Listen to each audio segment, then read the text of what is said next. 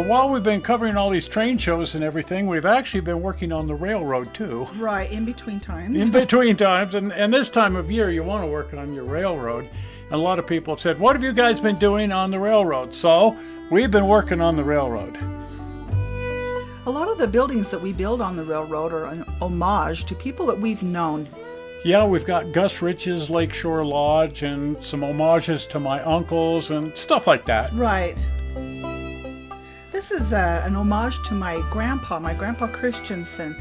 I grew up in an interesting environment that my grandpa was a shoemaker. Well, that's pretty cool. Right. A cobbler. Yes, a cobbler of sorts. His dad was a shoemaker, and he inherited all of his dad's equipment and the talent to repair shoes.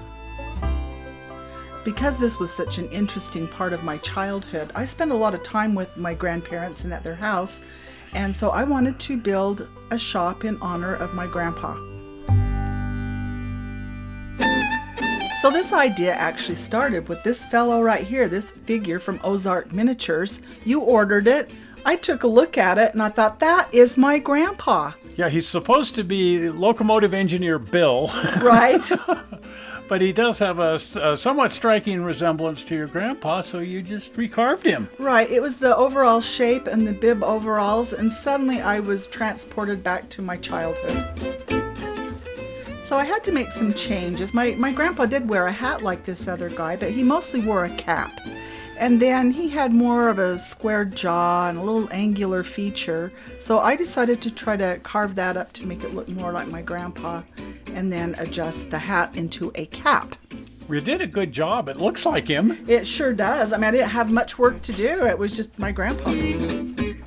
So I just used a grinder and some files and just worked on that hat until it started looking like a cap.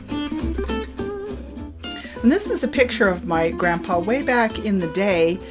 He always wore that kind of a cap, even when he went fishing in his notorious striped bib overalls. Well, I sure think you nailed the look. Well, it was close. Like I said, I didn't have much work to do. I just looked at that figure and just saw my grandpa. Now, painting it was one thing, but trying to put the stripes on bib overalls, that was a challenge. Yeah, there's no easy way. Not even. And then the second challenge was my grandfather wore glasses by the time I knew him, and trying to recreate his glasses. Oh, but that's fun to do. Oh, yeah. It's just a challenge. It is a challenge. That's pretty tiny work. Well, I think he's all set to cobble some shoes. Oh, he did that. When he wasn't at work at the feed mill, he would come in and work on shoes for people. Now, one of the fascinations in his shoe shop that I loved was his weather chalet.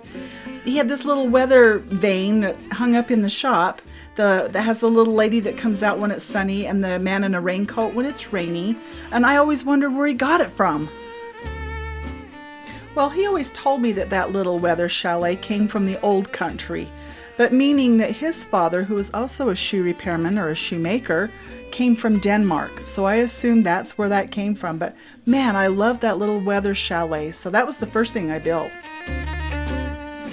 Now, you're not going to find a weather chalet that tiny, but what I did find was pictures on the internet. I sized them down to the appropriate scale and then layered them. I printed off a lot of them and then just began layer them and cutting out the little doorways and making it like 3D, and put a wooden roof on it and a floor, and suddenly I have myself the world's smallest weather chalet.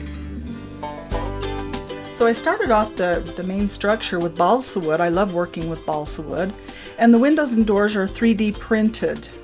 But I found that I wasn't happy with the door. I could not make it look like the door on that shop. So I had to do something different.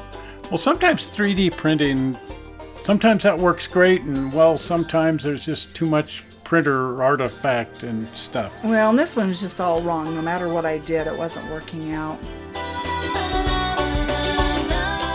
So I more or less just began all over again. So I figured I could just build a door out of wood that would make it look more like the door I remember. Like most kids, I spent a lot of time tagging my grandpa around, and so I remember the inside of this shop really well. And I remember it had linoleum on the floor, so I went to the internet to find some linoleum that would have been appropriate for that shop. and just printed it off, and that's what I laid down with some sticky tape. And the walls were just painted. Now the outside had to be sided, and I was wondering what I was going to do about that. Well, and as it happens, I've had this old Holgate Reynolds siding left over from a million years ago. Got lots of sheets of it, so I just gave you a couple of sheets of that. Right, and it's perfect because it looks just like the siding on that shop. So I decided to build this door out of wood, and I wanted to make it look about as rustic as I could, because back in those days, they just used whatever door or window they had available, and my grandpa actually built this shop. So I tried to reconstruct it just like I remember it. The doorknob is actually some kind of a rivet and a piece of brass and a nail holding the rivet in place for the doorknob. It turned out great. Yeah, it looked pretty close to how it looked. So I even added trim around the windows to create window sills, both inside and out. And my grandmother, she was always just as involved. The two of them worked on projects together. So nothing was complete till she made a little set of ruffly curtains to go above the windows inside the shop. Well, and what I love is the view through the windows. Isn't that fun? You can legally window peek. Well, although the roof will come off, for the most part, people are only ever going to see the interior of this shop by doing exactly what we're doing there, is just looking through the windows. Exactly, that's fun. So I had to start making the interior on it, and that included box after box after box of heels and soles and half soles and taps and you name it. He had everything in that shop. And this was a fun part because back in those days, even our house, we heated with coal and wood stoves. I really love the enamel finish on there. Back then, a lot of this stuff was done with enameling. Right. Especially stuff that got hot because you couldn't paint it. Nope. And that just really nails the look of an enameled stove. Right. So I also added handles to the stove. Those are just like beads, and one is a rivet. And then I just took some metal and kind of bent that around to make a coal scuttle or a coal bucket. Filled that with actual coal. And then I also had to make a pipe, and it's amazing what you can do with a regular drinking straw that has a flex bend in it. You know, there's so many things you can make out of a flexible straw. Oh, it turns into the best stovepipe. So to make the collar for the chimney, I just used a washer. That looks good. Yeah, that's just about what it looked like. I know a lot of these you'd see a plate right there because a lot of people would take their stove out in the summer. Right, we used to do that, and they had a special plate to put over a cover. Now, one of the things I was having a hard time to come up with was his machinery. He had buffers and roughers and wheel grinders and the stitcher, which was used to put soles on, and it was a powerful, like a sewing machine. It's gigantic. It was huge, and he always wanted us to stay completely away from that when he was using it because it was sharp and powerful. But I remember somewhat what it looked like, so I just cobbled one together using washers and parts, and I think an old plastic switch stand that was 3D printed, but anything to make it look like that stitcher. Well, that's half the fun, is just cobbling something together out of found bits and pieces. Yes, because we have a lot of those about. Yeah, we always have a box of parts. Yes. And it's the parts box that often solves the problem. Oh, I love it. So another thing that was in that shop was this great big buffing grinding machine. I can still remember the horrific noise when he'd flip the breaker and start all of that up. I can't believe all those different wheels and buffers and grinders all on one big axle. Right, and he would show me how that would work, including he could put a polish on a shoe that would just, you could see your face in it. And I see you've added a gigantic electric motor here to drive the whole thing. Oh man, like I say, I can still hear the noise when he'd fire that up. Now, one of the things my grandpa had was a sewing machine. It looked just like the one my mother had, but much, much bigger. So it's a little hard to find something like that just to make it, so I looked on the internet to see if I could find one, and sure enough, I did. Look, it's got a treadle. It works by foot power. Right. One of the things I love about this old equipment is how ornate it is. Oh man, like the steam run engines or anything with the pinstriping, it's just beautiful. The whole Victorian era, everything was all pinstriped and gold leaf. It was just beautiful. Right. So the sewing machine I found online, it was good. It showed the right size, but it was way too tall. So I had to improvise and cut it down a little bit, but I really wanted to keep the ornate legs. I put it on a table like he had his on, and added some thread and made it look like this heavy-duty sewing machine where he would put on buckles and stitch back on straps to people's shoes.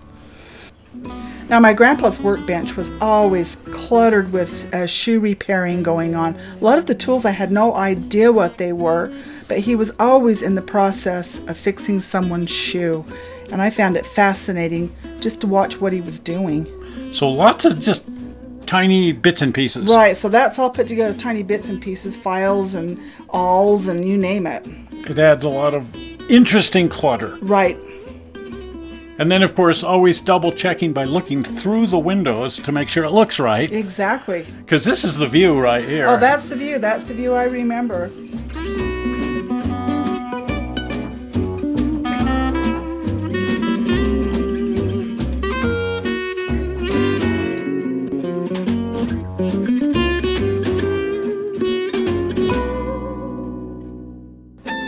So I had to make the roof to fit on. I want it to come off so that if I have to get inside there for some reason, we can. And to get the right pitch and angle on it and the rafters. I also wanted to do a rolled roofing material, as that was what the shop had. I noticed you even did the flashing there. Exactly. Got to make it Gotta right. make it right. So the rolled roofing material is nothing more than just sandpaper. I found a color that I liked, kind of a light green color, and then just spray painted over it with another shade of green. And right here, my grandpa's shop never had a sign, but I felt this was worthy of an honorary sign. Well, and we've got kitty cats. My grandmother, she was an animal lover, and she always had dogs and cats at her house. And it wasn't uncommon to have some of the cats and even the dogs curled up by the door or looking through the window while my grandpa was at work. And the upside, of course, is mouse control. Yes, you don't want to choose your shoes. Choose your shoes. And now we have the lights on. To me, this is the best part. I like to say the model when the shadows fall. Oh, exactly. It's just like, I've done a thing when the lights are on. And you see the interior. The interior comes to life. Everything comes to life when the lights come on. Right. It's the best moment in model building, I think. Oh, for me it is.